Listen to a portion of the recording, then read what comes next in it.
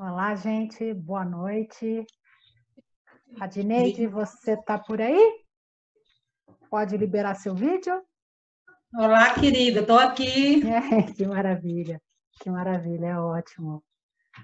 Gente, muito boa noite. É sempre muito bom encontrar com vocês nesse espaço. Alguns rostos novos, né? Algumas colegas que têm acompanhado a gente em todas as entrevistas. Para vocês terem uma ideia, a gente está indo para a 7ª entrevista, né? Então, muito bom ter vocês aqui. Adneide, seja muito bem-vinda. Obrigada, querida. Boa noite para todo mundo. Estou feliz com muito rostinho conhecido. Tem gente de Itabuna, tem gente de João Pessoa, tem gente de vários lugares. Muito obrigada por vocês estarem aí. É um privilégio, uma honra muito grande esse seu convite. Quanto é que vocês acham que está o SUDES agora, gente? Tá nada. Esse que é o segredo. Uma das coisas Quanto dessa é que vocês entrevista... acham que está o SUDES? Né, Beth? Beth é tranquila. Não, assim, dos objetivos da entrevista é demonstrar a autorregulação ao vivo. Isso. Essa é um dos objetivos. Queridos, É são... uma excelente experiência para a gente fazer isso, Regina. Exato, exato. São 7h30, né? Então, vamos começar oficialmente a entrevista. O tema da entrevista de hoje é a terapia de papéis no atendimento psicológico online. E assim, Edneide, deixa eu te contar. A primeira vez que eu lembro de ter te visto e ter te ouvido foi no 4º Congresso Brasileiro de MDR em São Paulo. E eu lembro-me que você fez a apresentação de um caso e a minha sensação foi: eu quero ser atendida por ela. Foi essa sensação. E depois eu tive Meu o Deus, quanta honra. privilégio, você viu? E tive o privilégio depois, né, de participar do seu curso que foi organizado pela Tereza Freire aqui em Brasília. E um dos comentários assim que eu fiz para a Tereza é: a Adneide atende a velocidade máxima. Lembrando do título do livro do... De David Graham. Exato. Uhum. Vamos lá. A Dineide, assim, estava lá fazendo os cálculos, a gente vai entregando as pessoas aqui, são 30 anos, mais de 30 anos, né, como psicóloga clínica, psicodramatista, terapeuta de família e casal, terapeuta de brainstorming, supervisora e facilitadora de MDR, quase 3 décadas, né, agora aposentada, mas como psicóloga clínica na Unidade de Saúde Mental do Hospital das Clínicas da Universidade Federal de Pernambuco, né? Hoje você no consultório em 2 cidades, dando supervisão, organizando curso, organizando formação. Então, assim, é muita coisa. Eu não vou perguntar isso, mas São muitos papéis. muitos papéis. Eu confesso que uma das coisas que eu fiquei com vontade de perguntar, mas isso é pessoal, não vou perguntar, é: conta pra gente como é um dos seus dias, assim, com tudo isso. Mas, Adneide, assim, lendo um pouco, né? Lendo um pouco assim sobre você, né? Eu li que você, uma das suas características, dos seus do enfoque que você dá ao seu atendimento é buscar o olhar para os aspectos positivos e saudáveis do ser humano. A gente ainda fala muito uma psicologia das psicopatologias. Temos aí, é claro, a psicologia positiva, né? Olhando para os aspectos positivos, mas assim, me conta um pouco como é que é isso, né? Como é que é essa sua busca por esse olhar? Inclusive, essa frase, ela está lá no meu perfil, no Procure um Profissional da Trauma Clínica, não é isso? Exato, foi Onde eu, lá que eu achei. exatamente, né? Que eu busco esse lado, esses aspectos saudáveis do ser humano. E eu tenho 3 grandes inspirações, né? Me permita falar sobre elas. O Aham. primeiro é Jesus de Nazaré. Quem conhece um pouco da história de Jesus de Nazaré sabe que ele olhou para Maria Madalena e não viu uma prostituta pronta para ser apedrejada. Ele Ok. olhou para Zaqueu em cima de uma árvore e não viu um ladrão cobrador de impostos. Ele olhou para o ladrão na cruz, né, o chamado bom ladrão, que estava lá do lado dele, e também não viu um criminoso. Então, uma grande inspiração na minha vida foi Jesus de Nazaré, que ele olha sempre para esse aspecto saudável do ser humano. Depois veio Jacó Levi Moreno. Jacó Levi Moreno, ele dizia, Regina e queridos colegas, que nós temos dentro da gente uma centelha divina. O pior estuprador do pior presídio da sua cidade, segundo Jacó Levi Moreno, tem uma centelha divina lá dentro. Às vezes, assim, quase apagadinha, bruxuleando, mas segundo ele tem. E a terceira em grande inspiração, como não poderia deixar de ser, é a nossa querida Francine Shapiro, que ela dizia que o ser é essa essência, né, mas que ele não pode se manifestar por conta dos traumas. Reprocessados os traumas, o ser pode surgir nessa sua essência de vida, né, de ser humano. Então, daí essa frase de sempre procurar, né, às vezes é 1%, mas existe 1%. A gente se agarra nesse 1% para poder fazer ele crescer, e o 99%, né, do que o paciente acha que tem de doença e de ruim, poder ir diminuindo. É nesse sentido. Bem especial, Adneide. E, Adneide, assim, cada entrevista dessa tem um foco, né? Então, é uma entrevista um pouco atípica, porque é uma entrevista com tema. E o foco dessa é terapia de papéis, e a gente sabe que você é especialista em terapia de papéis, você ministra cursos sobre terapia de papéis. Como é que essa história da terapia de papéis surge, então, na tua atuação como psicóloga clínica? Então, tudo começou com psicodrama, né? Eu tenho uma grande amiga, né, dos tempos do psicodrama, chamada Fátima Fontes, e Fátima foi também minha grande musa inspiradora, né? Foi através dela, nós fazíamos reuniões de grupo, que não tinha nada a ver com terapia de papéis, e através de Fátima eu conheci o psicodrama. Na época, né, ela me encaminhou, eu estava com as questões precisando ser tratadas, ela me encaminhou para uma terapia de grupo, né? E aí eu honro a doutora Zenaide Regueira, que eu fiz maravilhosamente com ela um tempo, enquanto terapia de grupo, usando psicodrama. E o tempo todo que a gente faz o psicodrama, a gente joga com os papéis, né? E aí, para quem não conhece o psicodrama, nós temos muita gente aí que sabe, né, Érica? Que é doutora no psicodrama. Mas, bem rapidamente, não é esse o foco, mas para quem não conhece, no consultório do psicodrama tem um tapete, um palco ou um tablado, e aí a gente convida o paciente para ele ir lá para aquele palco, para aquele tablado, para psicodramatizar o papel que está incomodando. Por exemplo, digamos que eu me acho uma pessoa muito ansiosa. Então, eu vou para a terapia com minha terapeuta psicodramatista, ela vai convidar essa Adneide ansiosa para ir para o palco para psicodramatizar. E aí surgiu, né, esse olhar, esse conhecimento dos papéis que nós desempenhamos e o meu interesse em estudar isso. E eu tenho feito muito, eu diria praticamente só isso dentro do MDR hoje em dia. E aí, então, assim, dentro disso, como é que você define terapia de papéis a partir, então, do proposto pelo Moreno? Então, Moreno dizia, né, está lá nos seus livros, que os papéis, eles existem antes de surgir o eu. Então, vamos imaginar o bebezinho ainda não tem um eu, certo? Ok. Mas ele tem papéis. Quais são os papéis dele, segundo Moreno? O que um bebê faz, minha gente? O bebê faz xixi, o bebê faz cocô, o bebê dorme, o bebê come. Então, a partir desses papéis, né, e aí ele exige, né, ele pede que ele seja cuidado, está com fome, ele chora, para que venha alguém num papel, por exemplo, de mãe ou de cuidadora, atendê-lo.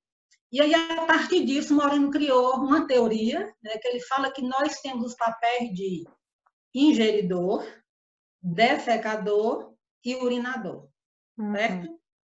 E aí, ele fala que esses são nossos primeiros papéis. Não existe um eu ainda, mas já existem esses papéis. Aí o ser humano, a criança vai crescendo no seu desenvolvimento e, de repente, surge o que ele chama de papéis sociais. O que é isso? Eu me lembro muito de uma cena da minha adolescência. Nossa vizinha teve uma filha e aí ela muito pequenininha ia muito lá para a nossa casa, né? E aí um dia ela pegou uma bonequinha e ficou... Aí minha mãe disse assim, com quem que aprendeu? Quem é que ensina? Né? Então, justamente, o que é que Maureen dizia? A criança, ela olha para esse ambiente que ela vive e aí ela vai aprendendo. Por exemplo, ela não imita um cachorro, a não ser que ela estiver brincando de cachorro, mas ela imita a mãe ninando o filho. Então, ele disse que a partir daí a criança vai crescendo, certo? E aí ela vai adquirindo os papéis sociais. Por exemplo, quem de vocês não se lembra das brincadeiras de professora? Eu vou ser a professora, eu vou ser a diretora, eu vou ser a coordenadora, vocês vão ser os alunos. Né? E a gente já vai vendo, inclusive, na criança, o espírito de liderança. Então, primeiro tem os papéis psicossomáticos, né? De ingeridor, defecador e urinador. Depois surgem os papéis sociais, né? E depois surge o que eles chamam dos papéis psicodramáticos, né? Que é exatamente aquela queixa que o paciente traz para a terapia. O que você quer trabalhar na terapia? Eu quero trabalhar a minha impulsividade. Eu sou muito impulsivo. Estou lembrando o paciente. Então, existe um papel psicodramático, que é aquele cara impulsivo, tá, para ser trabalhado. Então, no psicodrama, ele é convidado, repito, para ir lá para o palco do psicodrama para trabalhar esse papel psicodramático dele. E aí, Regina, eu continuo sendo psicodramatista, só que o que eu descobri? Eu não preciso mais de um tapete na minha sala, nem de um palco, porque o palco agora é o juízo do paciente. Ok. Eu sugiro a cena e peço para ele trazer a cena para o juízo e não vamos com isso. O resultado é maravilhoso. Não, então, já que você então entrou nisso, me conta como é que entra o MDR na terapia dos papéis ou terapia dos papéis no MDR, já que você entrou nesse tema. Como é que é a junção das duas coisas? Tá. Eu vejo, como o Francine também já dizia, que o MDR ele se casa com qualquer abordagem. Né? Até com a psicanálise, que briga tanto com a gente, né? Como assim não pode falar? Terapia verbal, se tudo vem através das associações livres. Ela casa, ela dá certo com todo tipo de abordagem. Não é diferente com o psicodrama. Então, com psicodrama, ou, aliás, com psicodrama, juntar MDR e psicodrama. Eu lembrei que a gente fez um encontro aqui uma vez, e o tema do encontro era psicodrama e MDR, convergências entre Francine e Moreno. Okay. Foi bem legal essa palestra, porque mostrava justamente isso. O que é que tem em comum entre os dois, e é impressionante como tem tanta coisa em comum. Isso daria uma outra palestra. Não, é verdade. Uma outra fala, mas vamos lá. E assim... Então, por gentileza, continue. Quando o paciente chega, né, para a terapia, a primeira pergunta é quem é você, né, quem é que te traz aqui, né? E aí ele passa a primeira meia hora, mais ou menos 40 minutos, a gente fazendo a fase 1. O que é a fase 1? É aquela entrevista, né, aquela anamnese, buscando o que, minha gente? Os eventos chaves. Quando eu dou supervisão, eu costumo dizer assim, nós que éramos antes, né, ou quem fazia antes psicanálise, a gente ouvia muito na faculdade assim, você precisa ter uma escuta psicanalítica. Aí eu digo assim na supervisão, vocês precisam ter uma escuta MDRista. E o que é uma escuta?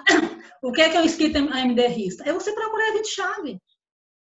E aí na história de vida você já vai vendo, já entendi porque ela está me dizendo que está tão mal com esse marido. Olha o modelo do casamento dos pais dela, como é que era complicado.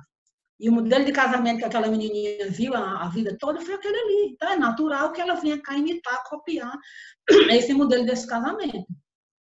E então a gente faz essa fase 1, né, buscando esses eventos chaves, investigar também a vida gestacional, né, e uma coisa que eu tenho visto, Regina, é como é importante a gente trabalhar o que eu estou chamando de protocolo pré-concepção. Tá? Enfim, a gente pode detalhar sobre isso mais um pouquinho mais na frente.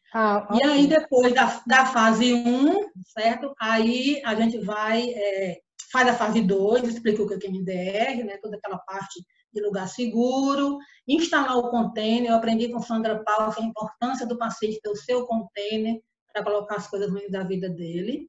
Depois, a gente faz a listinha das coisas que ele quer trabalhar nessa terapia. Pode ter 2, pode ter 10, pode ter 20. E a gente começa, então, trabalhando a partir da fase 3 isso aí. E como é que eu uso o psicodrama junto com a MDR? Quando a gente entra na fase 4, que é a fase de reprocessamento, aí é quando vem a teoria de papéis. Tá? Ok. Tipo assim, quando a pessoa traz qualquer queixa, eu sou muito incompetente, eu não consigo e tal. E ela não tem aparentemente nenhum evento-chave de início, a gente começa por hoje, e aí, lá pelo meio do reprocessamento, eu pergunto, desde quando que essa pessoa incompetente existe dentro de você? Desde sempre. Uhum. Desde a escola, desde o dia que aconteceu isso, entendeu? E aí eu peço para ela pensar naquela cena, como todas nós fazemos, né? Reprocesso aquilo, e depois eu peço para um adulto ir lá. Aí é quando entra a cena do MDR, do psicodrama, para que o adulto possa fazer a intervenção naquela cena. Que é o psicodrama, o palco é o juízo do paciente. Ok, que é bem bacana assim você trazer com toda essa clareza assim, conforme você ia explicando, a Dineide, assim, eu ia vendo a sessão se desenrolar. E a Dineide, assim, o que você considera essencial para um psicólogo saber, estudar, para poder trabalhar utilizando a terapia de papéis? Bom, primeiro o interesse pelo tema, né, evidentemente, e aí, assim, eu não sei se os psicodramatistas vão me criticar, mas eu não acho que seja necessário fazer uma formação completa de psicodrama. Se puder fazer sempre é muito bom, até porque é uma formação longa, são mais de 3 anos. Mas, assim, procurar ler sobre o tema, ler um pouco sobre a teoria de Moreno, fazer cursos, ter supervisão, entendeu? E os resultados são excelentes. É o interesse pelo tema e buscar estudar essa área. Basicamente isso.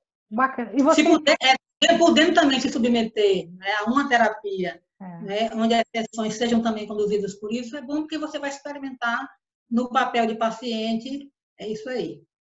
Tá ok. E assim, então, qual é o principal ganho que você vê para a terapia usar a terapia de papéis? Então, para o processo psicoterapêutico, para quem está fazendo, não necessariamente precisa ser EMDR, mas para quem tá no processo psicoterapêutico, o que você acha que é o ganho extra da terapia dos papéis? Veja, Regina, nós desempenhamos papéis o tempo todo, certo? Por exemplo, nós aqui agora, você é entrevistadora, papel de entrevistadora, estou no papel de entrevistada, e as colegas no papel de ouvintes, tá? Quando você veio aqui em Recife dar aquele seu maravilhoso curso de neurociência, me permita um comercialzinho, tá? Gente, quando essa neurocientífica com prêmio internacional for na cidade de vocês, não deixe de fazer. Eu só vou dar uma dicasinha. Sabe o que é o material do curso? 500 slides sobre o cérebro. Fechei o parênteses do comercial. Eu vou contar então que agora está em 700. Nossa, vai ser o quê? Meu Deus do céu! Adneide, obrigada. Então, quando você veio aqui... Hã? Não, só agradecer, assim. É só agradecer. Essa parte eu não estava no script. Muito obrigada. Não estava, não. Então, quando você veio aqui em Recife, você era a ministrante do curso, a professora, eu era sua organizadora, as colegas eram as alunas. Então, nós estamos o tempo inteiro da nossa vida exercendo papéis. Nós somos mães, nós somos avós, nós somos tias, nós somos filhas, nós somos amantes, nós somos amigas, nós somos terapeutas de MDR, enfim. Se a pessoa deprimida está lá em cima de uma cama, debaixo dos lençóis da depressão, ele está exercendo um papel de deprimido. Se a pessoa morreu, está lá no caixão, funeral e tal, ele é o papel de defunto. Ou seja, nós sempre estaremos exercendo um papel. Então, os papéis, eles fazem parte da nossa vida. Eu lembro de um paciente que todas as sessões, todas, ele só falava de música, que ele queria gravar um LP, e não sei o quê. Aí eu perguntei ele assim, se tirar a música da tua vida, sobra o quê? O que ele me respondeu? Nada. Olha. E o que é que Moreno dizia? Nós somos tão mais saudáveis quanto mais papéis nós tenhamos. Se eu for só mãe, coitada das minhas filhas. Se eu for só esposa, coitada do meu marido. Se eu for só profissional, coitada de mim. Enfim, então a gente tem que estar se cuidando, se policiando, fazendo terapia, para a gente poder transitar o máximo que a gente puder entre os papéis. Não é diferente lá no contexto terapêutico, né? Então, qual o ganho que eu vejo na terapia de papéis? Primeiro, como você disse, a velocidade máxima. Isso eu vejo me impressionou. Eu vejo que a gente consegue, né? Eu tenho esse lado prático de ser, realmente eu sou meio acelerado, sabe, gente? Acho que não tenho TDAH, não. Nunca fui diagnosticada, mas na verdade, sou muito prática. Então, assim, gente, se eu posso ajudar meu paciente a, nessa sessão, ele resolver o que ele está me trazendo, por que eu preciso esperar mais 2, 3, 4? Ah, você tem que esperar pelo cérebro dele. Tenho, e eu espero. Ok. Mas se está acabando a sessão e eu vejo que eu posso fazer entrelaçamento cognitivo, que eu vou ajudá-lo a dar um passo a mais para tirar esse carro do atoleiro, né, o carro lá do reprocessamento, por que não fazer? E aí, já adiantando, eu criei alguns entrelaçamentos, que eu chamo de entrelaçamentos cognitivos criativos. Ok. Criei na frente do paciente a proporção que as sessões iam acontecendo, tá? E assim, o efeito é uma coisa maravilhosa, né? Posso depois falar mais sobre isso. Então, assim, a gente tem essa maneira de ajudar o paciente a desenganchar mais rapidamente. Uhum. Eu lembrei agora que, por exemplo, eu trabalhei com uma criança, uma sessão onde ela trouxe várias cenas de bullying. E aí, na hora, me veio a ideia de trabalhar todas aquelas cenas numa sessão só. Aí eu estava falando sobre isso a um colega daqui do Nordeste, ele disse assim, e para que esse avexamento todo? Ah, que joia! Ótimo. Aí eu disse para ele, não é avexamento não, mas vou repetir, se você pode, tá? Dar fim a esse lixo emocional. Porque o que são as queixas dos nossos pacientes? Eu costumo explicar que são os lixos que estão acumulados aqui no subcortical. Né? Ao longo da vida, às vezes desde lá da gestação, tá? E a gente vai guardando lixo. Então, se eu tenho como, né, ajudar o paciente a tirar esse lixo mais rapidamente, por que não fazer? Né? E até eu chamo isso reprocessando vários sujos de uma vez só, né? Okay. Com a queixa única, entendeu? Então, dar agilidade ao processo, certo? Quem tem muito paciente, a fila anda, né? Não é que a gente deva ter lista de espera. Eu acho que a gente tem que mais que encaminhar quando tem paciente para as colegas, mas a coisa realmente fica muito mais dinâmica e o paciente agradece. Eu tenho um paciente que me diz assim, Adinei, essas coisas que você disse para a gente faz toda a diferença. E faz mesmo. Desengancha o processo. Aqui, ó. Eu vou aproveitar que você começou a falar, né? Me conta um pouco para a gente mais como é que é essa ideia do entrelaçamento cognitivo criativo. Eu sei que essa é uma criação sua, né? O que muda nesse entrelaçamento cognitivo criativo? Tá. Então, assim, são intervenções, todo mundo sabe o que é entrelaçamento cognitivo, né? Tem alguém que não é psi aí, mas são intervenções que a gente faz dentro da fase 4, no processo. Então, eu criei um que eu denominei de o filme. Eu criei um outro que eu denominei de o teatro. Um outro que eu chamo de aqui jaz. Quem vai morrer, as cenas ruins, tá? Quem vai ser enterrado, as cenas ruins. Okay. Um outro que eu chamo de, sim, devolvendo a herança. Gente, para trauma transgeracional, devolver essa herança é fantástico. E tem um para trabalhar a culpa, não sei se vocês concordam comigo, mas a culpa é uma emoção muito ruim, muito difícil de ser trabalhada. Não, Adneide, mas eu fiz aquele aborto. Como é que você está dizendo que eu não sou culpada? Eu sou, sim, assassina. Eu matei lá o indefeso do embriãozinho. E tem paciente que fica nisso. E aí me vem a inspiração de criar um tribunal de júri, que também é fantástico isso aí, certo? Então, eu dou alguns comandos para a pessoa, né, para o eu, que é o paciente que está na minha frente, e lá na cena, olha o psicodrama de novo, fazer uma intervenção, geralmente eu dou o roteiro, o texto do que ele deve dizer naquela cena, tá? E a pessoa vai lá e volta, né, ao palco no juízo, fazendo os movimentos, volta de uma forma diferente. Muito interessante. E tem alguém se der tempo, eu posso citar um exemplo ou outro. Se der tempo no final, eu posso citar um exemplo de um deles, certo? Como não, é que a coisa funciona. Nossa, nós vamos adorar. Você quer já citar algum agora? Porque assim, está aqui a Ana Luísa já falando, olha, o devolver na herança surte maravilhas quando eu faço. Tem gente aqui assinando embaixo. Tá. Quer contar para a gente, já que... Deixa eu falar, então, do devolvendo a herança, já que ela está dizendo aí. Então, digamos que a paciente trouxe a seguinte queixa, né? Tudo aqui é caso real, tá, gente? Não estou inventando nada. Okay. Eu sou muito amarga. Olha que eu sou uma pessoa muito amarga. Eu tenho um marido maravilhoso, mas eu pego no pé do pobre. E eu reclamo de tudo, eu faço, acontece, sei o quê. Minha mãe era desse jeito. Aí conta a história da mãe. Mas aí também eu já soube que minha avó também era desse jeito. Porque, na verdade, assim, meu avô, não, minha bisavó também era desse jeito. Porque meu bisavô traiu minha avó. Naquele tempo que os homens tinham outra, montava casa para outra, né? Então, meu bisavô tinha outra, e por conta dessa história, que ele passou a vida inteira com ela e com a outra, minha avó se tornou uma mulher amarga. Minha bisavó. Minha mãe também, e eu também. Então, está claro para você nessa história que existe um trauma transgeracional. Aí eu digo assim para a paciente, fazemos o isso, tá, gente? Bora arrumar a sessão, né? A coisa não é assim a toque de caixa, não. Faz o isso, faz todas as fases bem bonitinho do protocolo clássico, e aí lá, bota para reprocessar. Reprocessa, vamos com isso. Ah, por que não? Vamos com isso. Ah, tudo que vier vai reprocessando. Aí quando você vê que ela já reprocessou bastante, né, geralmente o tempo está querendo começar a acabar, ali, uns 40 minutos de sessão, mais ou menos, aí eu digo assim, eu vou te pedir uma coisa. Eu vou te pedir que você pegue essa porcaria dessa amargura e tudo que tem em volta dela, bote numa caixa. Amarra essa caixa bem amarrada e suba a montanha. Suba a montanha porque lá em cima dessa montanha vai estar mamãe, vovó e a bisa. E você vai pegar essa imundiçada que está dentro dessa caixa aí. E você vai devolver para elas. Você vai dizer assim, mamãe, olha, eu quero o seu caráter, quero a sua honestidade, quero a sua... Tudo que mamãe tem de bom, você vai dizer a ela que você quer. Quando morrer, mamãe, se tiver bens, eu também quero.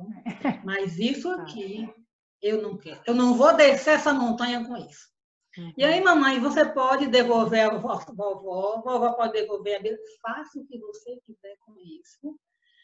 Mas eu não vou descer a montanha com isso. Eu sugiro que você toque fogo, que você sacuda a montanha abaixo, faça o que você quiser. Pensa nisso, se tiver no online, né, pessoal? E faça o abraço da borboleta.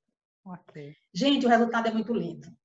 Tem paciente que fala assim, eu lembro que um que era devolver a impulsividade do pai. Pra vocês terem uma ideia, quando ele era pequeno, ele tinha um porquinho de estimação, morava em sítio. Então, a cena do pai foi impulsivo. O pai pegou o porquinho e sacudiu na parede. Porquinho de verdade, tá? Não era de brinquedo, não. Estraçalhou o porquinho, que era o bichinho de estimação dele. E aí ele tinha hoje essa herança. Eu sou uma pessoa muito boa, muito calma, mas quando baixa aqui o impulsivo. E aí, nessa cena desse, ele disse que saiu com o pai e jogou os dois montanha abaixo, o vento levou essa impulsividade. Tem gente que enterra, tem gente que joga no mar. Teve um que disse assim, eu entreguei para meu pai. A gente estava numa praia, Adneide, mudam de cenário, tá? Se sugere um cenário, eles mudam para outro cenário. Tudo bem. A gente estava numa praia, Adneide, e aí eu entreguei a meu pai, ele saiu andando pela praia com a caixa na mão. E aí, gente, a pessoa devolve essa herança e desce para a montanha, desce a montanha sem ela. Aí eu pergunto depois, respira e me conta como é que foi. Aí a pessoa fala, devolvi, enterrou, tocou fogo, né, o que fez com a herança. Geralmente, nessa hora, eu faço uma checagem corporal. Não estou na fase 6 ainda não, viu, povo? Mas nessa hora eu gosto de fazer uma checagem corporal, porque aí a psicodramatista de novo entra em cena. Entendi. Moreno dava muito valor ao corpo. Moreno botava o povo para conversar com o joelho, com câncer, com tudo qualquer coisa. A gente faz muito isso também, né, Érica?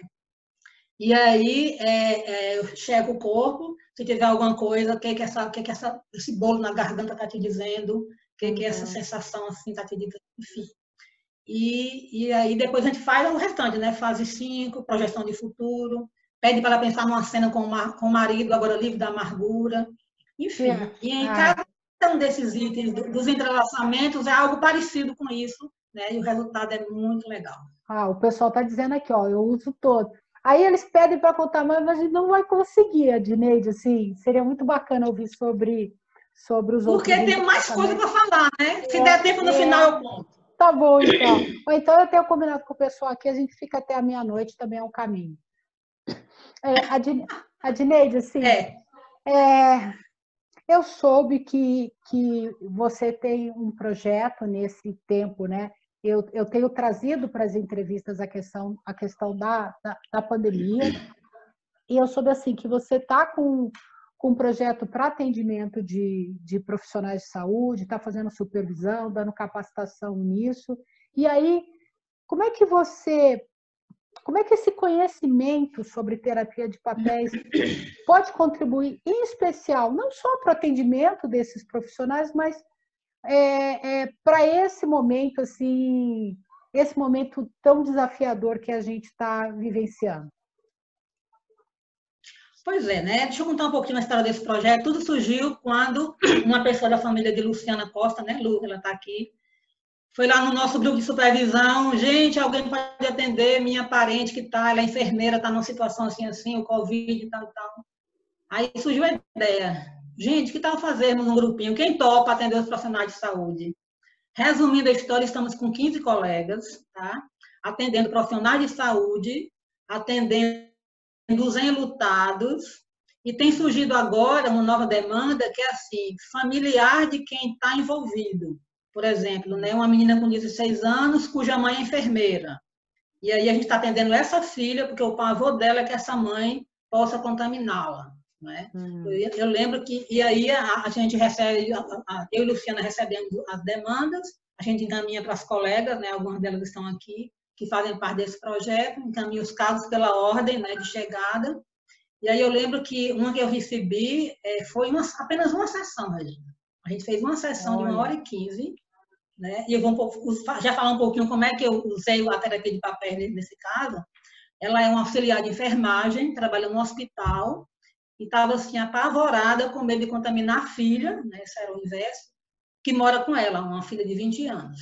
E ela dizia, eu estou lá no hospital, eu pego o ônibus porque eu não tenho carro, eu vou de ônibus, eu volto de ônibus.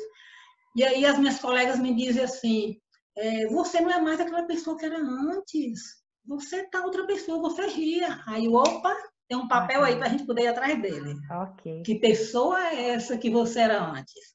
Aí ela começou a se descrever. Olha, eu era muito animada, e tem um sorriso aqui na orelha ela. Eu era muito animada, eu era muito sorridente, eu era isso, aquilo, aquilo, aquilo. Aí eu me agarrei nesse papel. Me conta agora uma cena onde você viu, me dá um adjetivo para essa pessoa. A pessoa de bem com a vida. Me conta agora uma cena onde você viu essa pessoa de bem com a vida, reinando, imperando na sua vida. Uma cena apenas.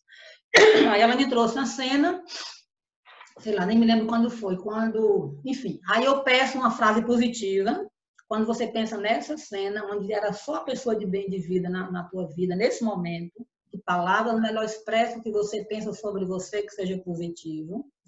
Eu chamo isso de isso positivo. Eu peço a emoção, quando você vai olhar agora para aquele momento. Eu peço o que eu chamo de evoque de satisfação. Aí eu pergunto assim, quanta satisfação tu sente agora, quando tu olha para aquela cena e pensa na frase, eu sou uma pessoa feliz, por exemplo. Que interessante. E aí a pessoa olha para isso, faça o abracinho da borboleta, os movimentos bem lentos e poucos, porque eu estou instalando um recurso. Tá? E ela fez. Eu vou pedir agora que você chame essa pessoa, a de bem com a vida, para ter uma conversinha com essa aqui, que está preocupadíssima nesse caos que estamos vivendo dessa pandemia. Imagine as duas conversando, o que essa tem a dizer para essa, pensa nisso, imagine essa cena e faça o abracinho da borboleta. 1h15 de sessão, a mulher saiu, quem ela era antes. Eu estou me protegendo, né? O meu hospital, meu setor que eu trabalho não é nem de Covid, é uma pediatria. Tá? Ela trabalha no laboratório de pediatria, não tem nada a ver com Covid, e eu me protejo, pensa nisso e vamos com isso. Que especial. Enfim, foi uma sessão muito legal. Então, esse projeto tem dado muita satisfação para a gente, para as pessoas que a gente tem podido ajudar, né? As pessoas estão... Tem gente que teve o diagnóstico, já está curado, mas está emocionalmente um frangalho. Então, a gente vai cuidar dessa pessoa, desse lado emocional.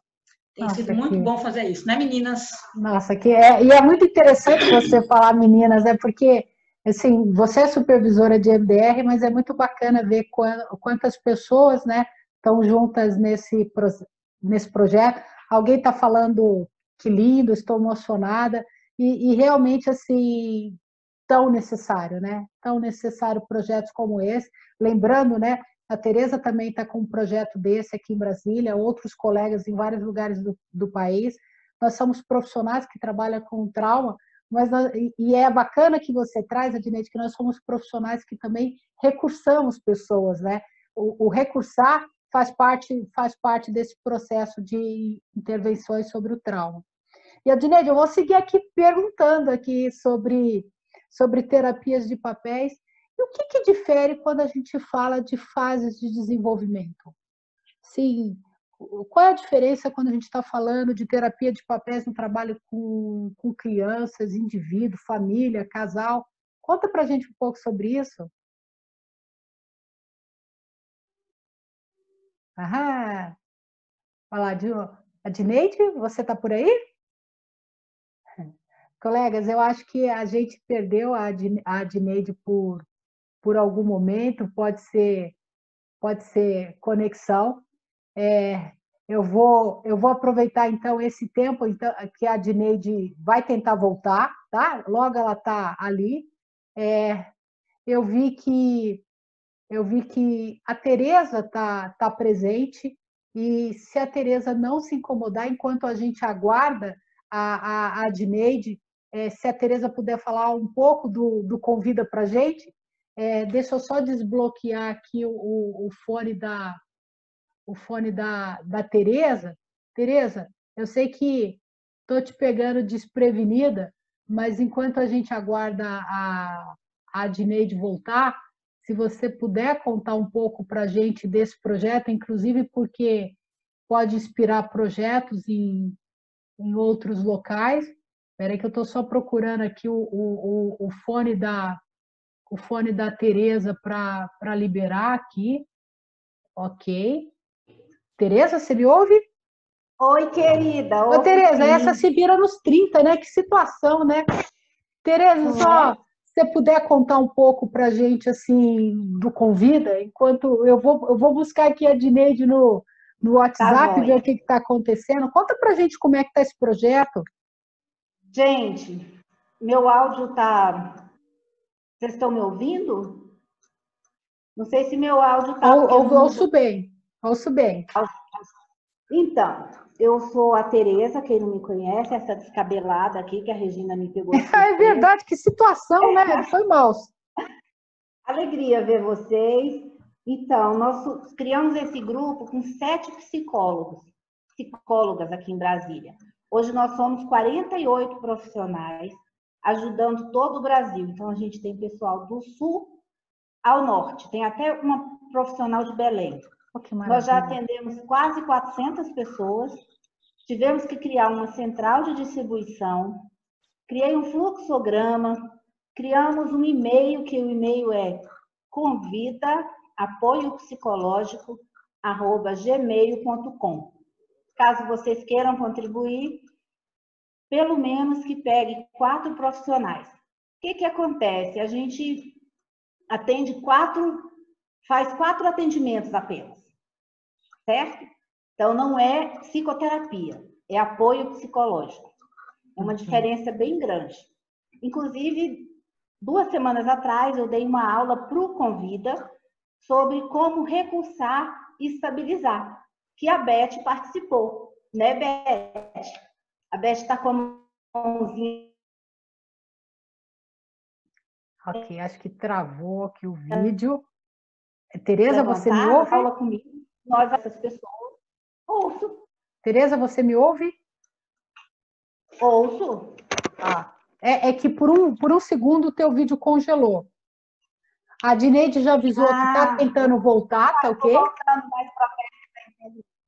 Tá ok. Onde eu estava? Ok. Você estava falando, né, da participação da Beth na aula, e só lembrando aqui que a Adneide está tentando voltar, tá ok? Então, eu coloquei ali que se alguém quiser participar como voluntário, a gente ainda tem vaga. Eu dei uma parada na aceitação de mais voluntários, porque administrar quase 50 psicólogas, né? A gente tem um termo de consentimento, que a pessoa tem que autorizar, dizer que realmente ela vai fazer essa chamada por vídeo. Criamos um protocolo de atendimento. Tem algumas regrinhas para que funcione. Tá. E estou à disposição, se alguém quiser falar comigo, eu vou colocar o e-mail do Convida aqui para você. Isso, alguém pediu... Se quiser divulgar para pessoas carentes que estão precisando, sofrendo, seja ansiedade, seja conflito familiar, qualquer demanda que surgiu, a Adneide voltou. A Adneide voltou. Foi ótimo. E isso Tereza, só uma gentileza, se puder, por favor, colocar o e-mail do Convida. E, Adinei, você sabe que essa história de cair aconteceu também com a Beth? E aí, Lembro. Ah, Estava lá. na Adibete, eu lembro. Então, no da Beth também aconteceu isso, e, de novo, é a prova máxima de autorregulação ao vivo, é uma coisa incrível. Tranquilo. Aqui, Tereza está falando do projeto dela, não foi isso? Falou, não, foi ótimo, a Tereza. Eu só depois que me toquei que eu fui indelicada com a Tereza, é que ela está sempre elegante. Porque já pensou se ela estava assistindo despreparada? Misericórdia. Deselegante. Assim, nossa, está sempre elegante, Muito é uma legal. coisa incrível. Ela já acorda assim penteada. Adneide, Ah, onde a gente estava? oh. Eu estava te perguntando como fica a questão da terapia dos papéis em diferentes fases do desenvolvimento. Então, assim, o que muda quando é criança, indivíduo, individual, quando é família, quando é casal? Conta um pouco isso também para a gente. Então, eu não atendo diretamente crianças, né? Quando aparece uma criança, eu encaminho para as colegas que trabalham comigo no consultório. Mas, quando é uma mãe, a minha paciente é a mãe, que traz uma queixa em relação à criança, e aí me pede, eu queria que você atendesse e tal, eu termino atendendo, porque Moreno dizia, né, que quem adoece é a relação. Tá?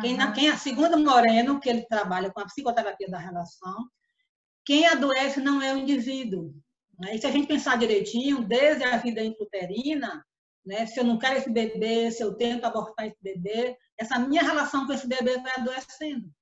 Né? Se eu tenho esse bebê aqui, tá novinho, aqui no colo, eu não tenho uma boa relação, uma boa maternagem, um bom hold com ele, enfim, esse bebê vai adoecendo e assim sucessivamente, tá?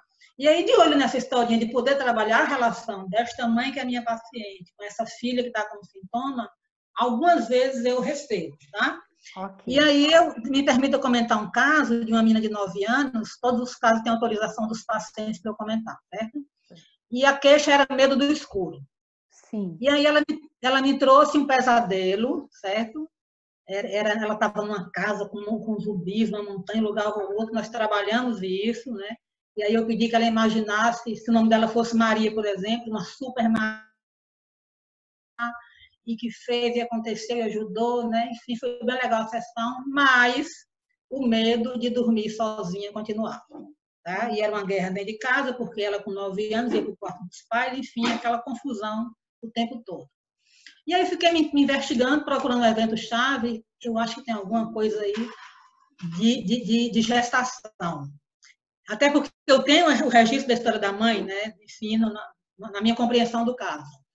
E a mãe me contou que quando ela mãe, que nunca teve uma mãe presente, teve a seguinte ideia: quando eu engravidar, minha mãe vem cuidar de mim. Não é assim que as mães fazem, né? Ajudar a dar o primeiro banho, ajudar a dar de mamar. Minha mãe vai vir cuidar de mim. Ledo engano. A mãe vinha, visitava e ia embora. Tá? E aí, para completar, tinha o pai, que era uma pessoa muito militar, muito mandava, faça isso, faça aquilo, olha, cobrando, e veio a avó paterna também para fazer isso. E aí, quando a mãe me contou essa história, eu pedi que a mãe contasse para a menina, na véspera da sessão, detalhe dessa história, tá? Você vai dizer assim, olha, tia Adneide me pediu para contar para você como foi o detalhe do seu nascimento. E aí ela contou essa história, aí chega a menina na sessão, e aí, mamãe lhe contou a história do seu nascimento? Contou. Me conta como é que foi. Para que eu pergunto se eu já sei? Primeiro que eu quero ouvir a compreensão dela da história, e como psicodramatista, que diz que nada a gente faz sem aquecimento, imagine fazer sexo sem aquecimento. Fecho parênteses. Eu preciso aquecer o paciente para o tema que eu quero trabalhar com ele. E aí, quando ela me contou a história, e essa menina é bem dramática, né? Maravilhoso trabalhar com ela, eu disse, faz um desenho para mim. Aí ela fez o desenho, a mamãe com a bebezinha no colo, a vovó materna indo embora de costas, mamãe olhando para a vovó materna, com ela no colo. O pai e a avó com o dedão assim, apontando. E quando você pensa nessa cena, que foi seu nascimento desse jeito, que palavras melhor expressam, que você pensa sobre essa bebezinha aqui, que não seja legal, que seja negativa. Gente, olha a frase. Ela fez aquele balãozinho de palavras cruzadas, escreveu: eu estou sozinha. Opa, achamos o evento-chave. Pensa nisso, reprocessa, reprocessa, reprocessa, reprocessa.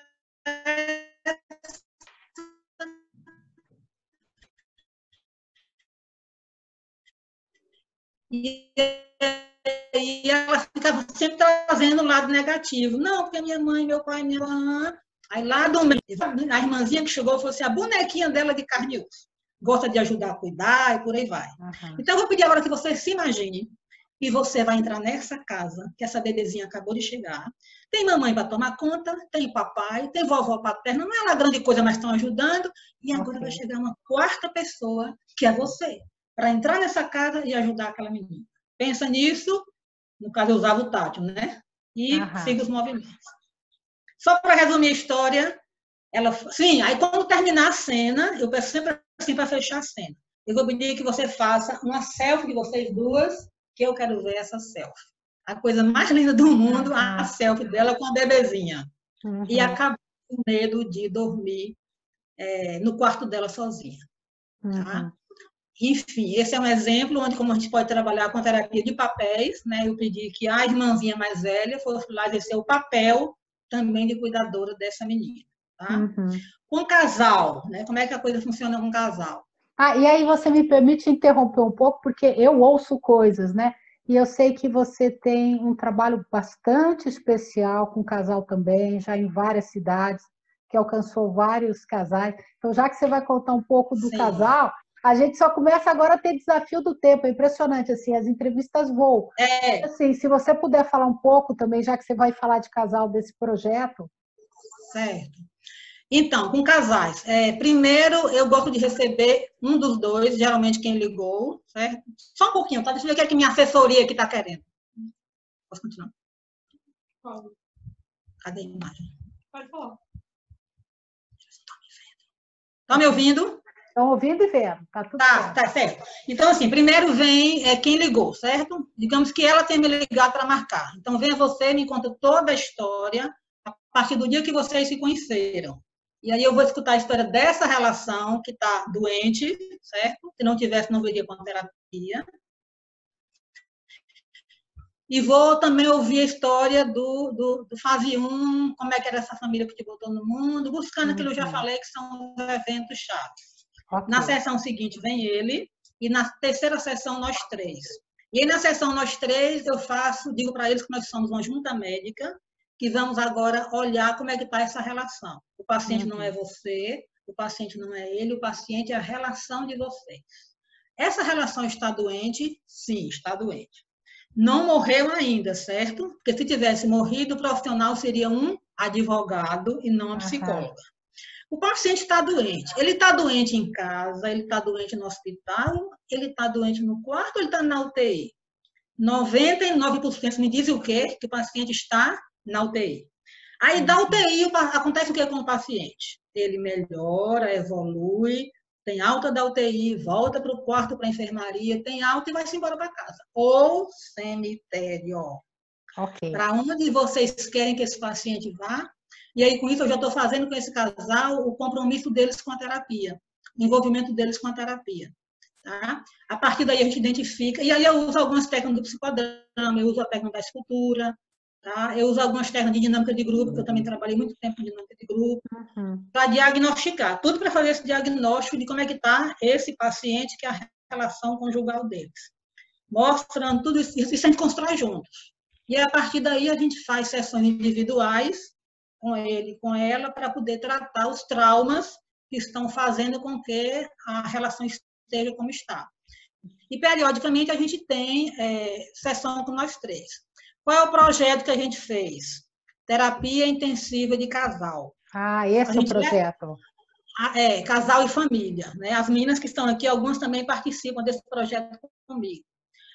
A gente convida os casais para um espaço, quarta-feira à noite, e sair de lá no sábado à noite. Só fazendo vamos com isso. Adinaide, só porque Vocês congelou... não têm ideia do resultado disso. Só porque congelou Tá. por... Ouviu Está até congelando? onde? Não, mas eu acho que foi possível. Você falou que é intensivo e os casais permanecem de quarta-feira à noite a sábado à noite. Foi isso? Acesso sábado à noite. E nos 2 últimos, nós fizemos também com os filhos. Nós já fizemos 8 edições disso aí. 8 edições. Fizemos em Brasília, em Fortaleza, em João Pessoa, no Rio de Janeiro e 3 vezes aqui em Recife. Tá, então, a gente leva os casais para um espaço, tá? E terapeuta de criança, terapeuta de adolescente, né? Deus é tão maravilhoso que tem mais de 50 pessoas no Brasil envolvidas com esse projeto. Olha que maravilha, que maravilha. E aí, assim, sábado à noite, quando a gente para perguntar a eles como foi, o que vocês viveram aqui é de chorar. Nossa, eu estou toda arrepiada aqui agora me lembrando disso. Não, que maravilha. É maravilhoso, Regina. Parabéns por mais esse projeto. Adinaide, assim, a gente está caminhando para o final, eu vou dar um saltinho aqui numa pergunta que é assim, a gente tem discutido sobre a importância de estabilizar... Regina, faltou falar só uma coisa. Claro. Fruto desse trabalho com casais, surgiu esse livro, que um capítulo dele... Na verdade, esse livro, assim, são várias abordagens como trabalha com casal. E o capítulo sobre MDR com casais, eu tive o privilégio de ser convidada para escrever. Estou muito feliz com esse filhotinho aqui, que é esse livro, tá? Pronto, faz a sua pergunta agora. Está ótimo. Assim, a gente está discutindo bastante, né? Trazido nesse momento a importância de estabilizar e recursar. A Beth falou sobre esse tema. Então, eu queria te perguntar assim, como é que você trabalha recursando o teu cliente? Eu sei que é uma resposta que eu imagino que a resposta seja complexa, mas conta para a gente sobre isso. Eu posso fazer uma demonstração bem rapidinha? Demonstração rapidinha? Será que dá tempo? Eu acho que o pessoal vai falar, faz, que a gente fica por aqui. É claro que dá, demonstra então para a gente, tá valendo. Vamos lá. Conta para a gente como é que você quer fazer. Eu vou convidar uma de vocês, uma coleguinha aqui. Falta aí teu áudio, Lu, abre aí teu áudio. E aí, Luciana Costa, é você quem abre, Luciana Costa, né? Abri. Luciana Costa, tá ok. Abriu. Oi, Luciana, Lu. seja bem-vinda. Oi, obrigada. Então, Luciana Costa é uma excelente terapeuta de criança, trabalha comigo aqui nas coisas aqui de Recife, tá? Como o Lu conhece muito esse o protocolo percentual das partes, aí eu vou fazer isso com ela, tá? Então, eu vou pedir, Lu, que você agora tire a sua identidade de Luciana, ouvinte dessa entrevista, e vista a identidade de uma paciente que chega no consultório com ideia suicida e se mutilando, se automutilando, ok? Respira fundo e me fala como é o teu nome enquanto paciente. Sou Maria. Oi, Maria. Só um pouquinho, foi para o pessoal. Eu já fiz com Maria toda a fase 1 e 2 do MDR, eu já instalei lugar seguro e eu tenho trabalhado o meu vínculo com Maria, certo? E aí ela chega nessa sessão, tá? Uma das primeiras sessões, tá? A gente vai começar a trabalhar me trazendo a seguinte queixa. Vai lá, Maria. Terminei com meu namorado, não estou suportando mais e estou me cortando e só penso em me matar. Não aguento pensar no final dessa relação. Uhum. Informa para as colegas que estão nos ouvindo, Maria, a tua idade, por favor. Eu tenho 22 anos. Tá. Sou estudante, faço faculdade. Certo. Maria, quando você me fala que você quer se matar, seja lá qual for o motivo, no seu caso, por causa do fim desse namoro, eu fico vendo que aqui de lado tem uma assassina suicida. Você consegue vê-la como eu estou vendo, Maria? Sim. Me fala numa escala de 0 a 100 que tamanho essa criatura está ocupando na tua vida hoje. 0, ela não existe, e 100, ela é imensa. Ela tem 70%, 7 aí de existência. 70% de você hoje é assassina suicida, ok? Uhum. Olha para o lado de cá, e aí nós temos aqui 30%. Quem é Maria, esta pessoa que é 30%. Então, é adjetivo para ela. Quem é ela? Primeira coisa que vem na tua cabeça. Feliz. Feliz. Então, você tem quantos anos? Me lembra? 22. 22 anos. Então, eu queria que você me dissesse agora, nesses teus 22 anos, qual foi um momento em que você viu essa Maria feliz em plena execução na tua vida, exacerbando essa felicidade na tua vida. Momento onde você viu essa Maria feliz presente na sua vida, que ela é 30%. Quando eu passei no vestibular. Me conta qual foi assim, o melhor momento de você ter sido aprovada nesse vestibular. Eu quero a foto. Você vai clicar exatamente aonde? Olhando o listão. Acessando teu nome e vendo o meu nome no listão. Lá no listão. Então, eu vou pedir que você se imagine agora, lá no vestibular, olhando o teu nome no listão. E quando você pensa nessa cena agora, que palavras melhor expressam o que você pensa sobre você mesma que seja positivo. Eu, Maria, sou o quê? Eu sou capaz.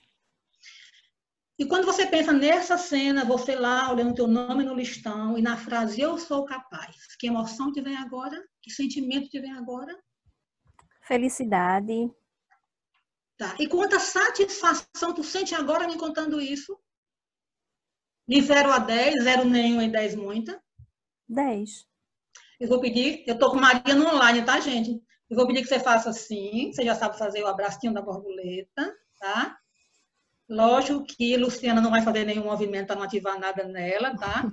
Então, eu vou pedir, Maria, que você se imagine, olhe para essa cena, você lá, repito tudo, tá? Blá, blá, blá, blá, blá, emoção, e faça o abracinho da borboleta. Maria fez o abracinho da borboleta. Respira, Maria. Algum comentário? Foi bom perceber que eu sou capaz. Tá. Então, eu vou pedir que você agora se imagine com essa roupinha que você está usando hoje, indo até a Maria feliz e diga assim para ela, querida, estou precisando de você. Vamos ali comigo. E aí vocês duas vão até a Maria assassina suicida. E quando você chegar lá, vocês chegarem lá, não senta a mão na cara dela. Não enfia uma faca nela. Não bota o dedão na cara dela. Porque ela não precisa de nada disso. Ela precisa de ajuda. E você vai dizer o seguinte a ela. Nós viemos aqui, primeiro, para lhe agradecer. Porque na hora que você pensa em me matar para me livrar da dor desse namoro que acabou, você está querendo me ajudar. Só que se você fizer isso, querida, vai ser um preço muito alto. Você vai pagar, eu vou pagar com minha vida. Então, você vai dizer o seguinte para ela. Você vai ficar bem aqui, congelada, estátua de sal feita a mulher de Ló, tá? Vira aí uma estátua congelada, uma pedra de gelo. Se por acaso algum dia eu precisar de você, eu te prometo que eu venho aqui te chamar. E quando é que eu posso precisar de você? Vai que eu esteja lá na rua da favela de Recife ou nos bairros perigosos do Rio de Janeiro e às 3 horas da manhã fazendo o que eu não sei e vem lá um bandidão querendo me matar. Por instinto de sobrevivência, eu vou me defender, tentar matá-lo primeiro. Eu te chamo. Vai que você esteja na floresta amazônica, turismo ecológico, e aparece lá um animal que não está na cadeia de extinção, na lista de extinção, e esse animal vem te agredir, sei lá, um pernilongo, qualquer coisa parecida, e aí eu vou te chamar para você me ajudar a matá-lo. Quando é mulher, eu digo assim, gente, vai que você tenha pavor de barata voadora, e acabou de aparecer na sua cozinha uma barata voadora. Chama a tua assassina para te ajudar a matar a barata voadora. Fora isso, você vai ficar congelada, estátua de sal, e só vai se movimentar se eu te chamar. Pensa nisso, Maria, e faça o abracinho da borboleta. Maria fez o abracinho, respira fundo e me conta como é que foi. Eu cheguei lá com a roupa que eu estou vestida hoje, como você disse, com a minha Maria capaz, e disse a ela que muito obrigada por existir, mas que eu não vou precisar de você nesse momento. Tá. E quando você pensa agora na Maria assassina suicida, que tamanho ela está agora? Diminuiu um bocado. Para quanto, Maria? Ela agora está uns 30. Acho que inverteu bastante. Então, estou toda arrupiada. Se aqui tem 30%, do lado de cá nós temos quanto? 70%. respira fundo. Eu queria lhe sugerir agora o seguinte, que nós trabalhássemos essa Maria que ainda é 30% na tua vida. Podemos fazer isso? E aí, gente, eu vou abrir o ICES dessa Maria aqui. Por favor, Maria, muito obrigada por você ter vindo para a nossa sessão. Respira fundo e volta a ser Lu. Doutora Luciana Costa. Então, gente, isso aí eu chamo de percentual, protocolo do percentual das partes, que vocês podem fazer com qualquer queixa que o paciente trouxer. O preguiçoso, o burro, o incompetente, o atrasado, o que for, vocês podem fazer e o resultado é fantástico. Adinei, e aí, fora esse, Regina, fora esse, eu criei mais 3 tipos de protocolo. Bem rapidinho, eu vou citar. O das 5 perguntas, o das 3 fontes de recursos e o das nossas casas. Pena que não dá para falar aqui, porque eu tenho ali... Não dá. Mas assim, ó, eu ia te pedir uma gentileza aqui, o pessoal acompanhando.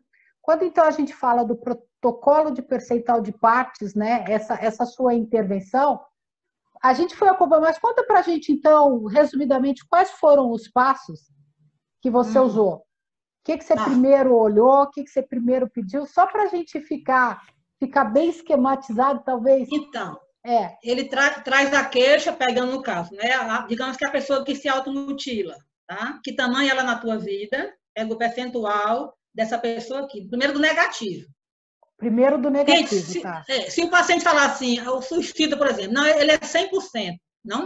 Ele não é 100%. Okay. Se ele fosse 100%, você não estaria aqui me contando essa história. Então, ele é 99%. Ok. Tá. Então, aqui tem o cara 99%, mas aqui tem 1%. Então, primeiro a gente identifica a parte negativa, né? Entre aspas, porque, como eu já falei, essa parte vem com um objetivo, tá? Lembra que inclusive, a dissociação, quando ela vem, é para a pessoa se recursar, certo? Enfim, a saída dela é a dissociação. Então, de repente, a saída dela é se cortar e é se matar, tá? Pega o percentual desse lado, dessa parte, mostra para ela que existe esse do lado de cá, que é o positivo, e aqui faz o que eu chamo de ICES positivo. O que é o ICES positivo? Cena do melhor momento, crença positiva, emoção e o tal do VOC de satisfação. Ok. Instala isso, depois pede a ela, junto com a paciente, Maria, tá? Lembra que a paciente é quem está no comando o tempo todo, para as duas irem até o 99% que está se mutilando.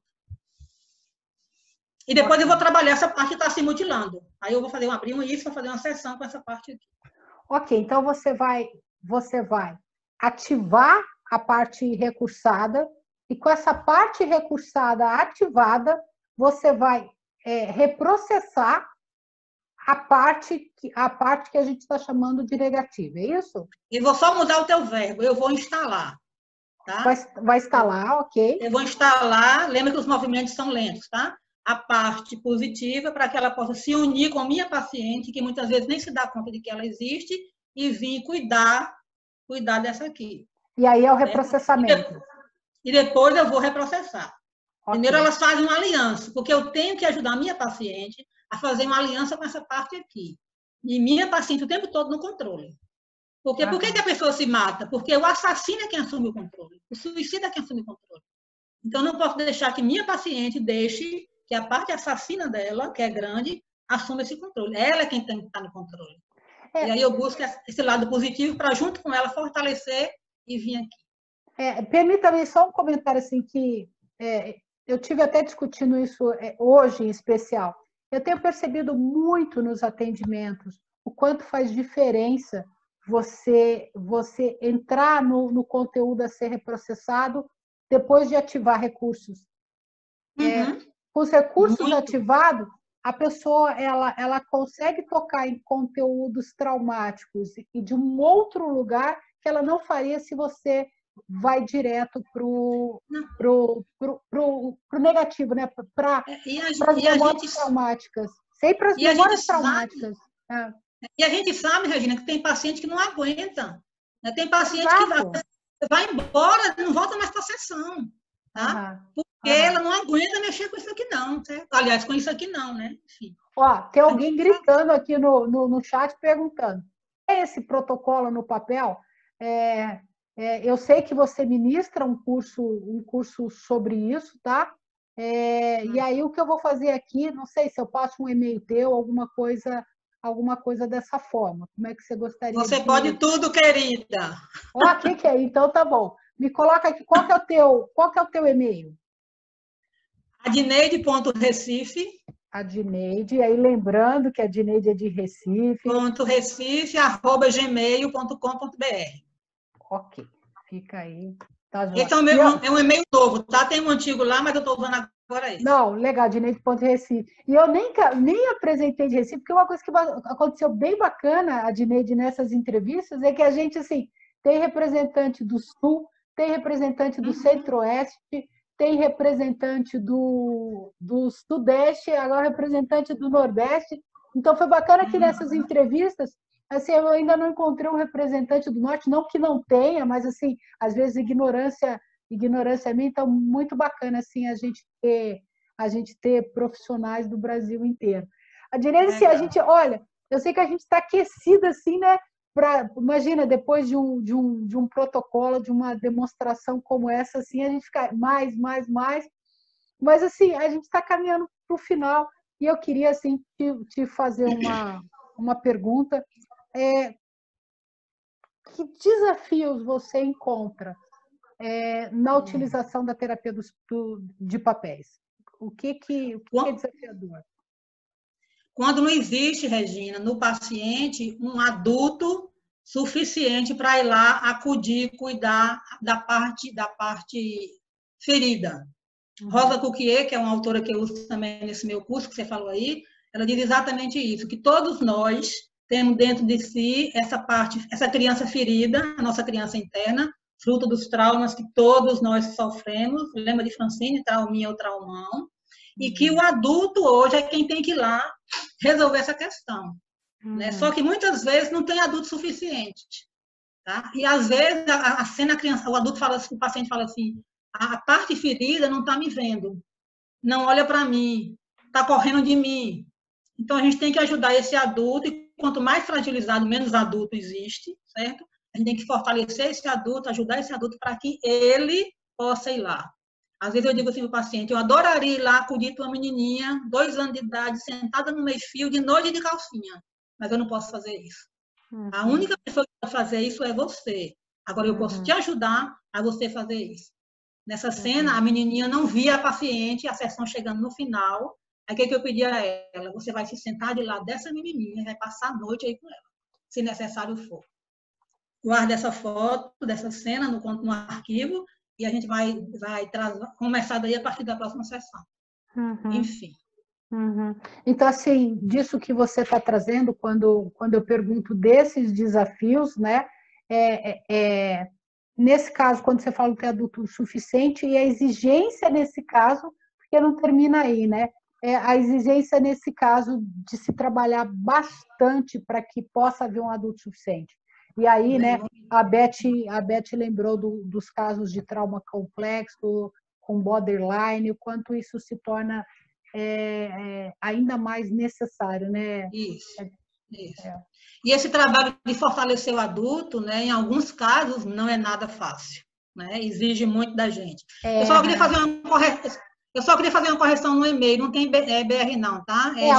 Eu tinha colocado correto, alguém colocou com BR, eu corrigi de novo. É gmail.com. Tá ok.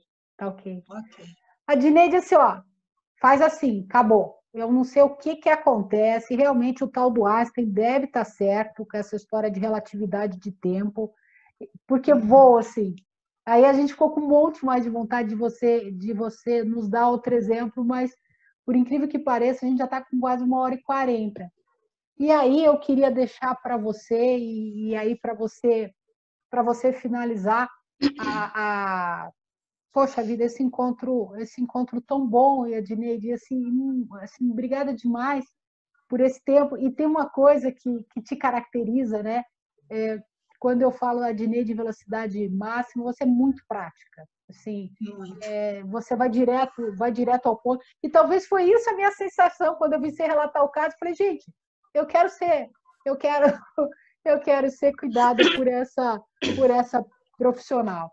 E aí, Dineide, a pergunta que eu imagino que você já saiba é assim, para a gente finalizar esse encontro tão bom, esse encontro de tantas aprendizagens, né?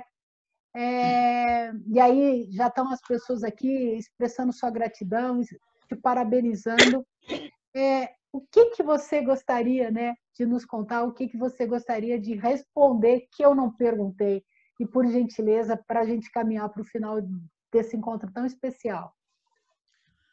Eu vou fazer a pergunta, responder contando uma lenda, tá? É bem rapidinho. Como nós podemos ajudar os nossos pacientes a encontrar as respostas para as questões internas deles?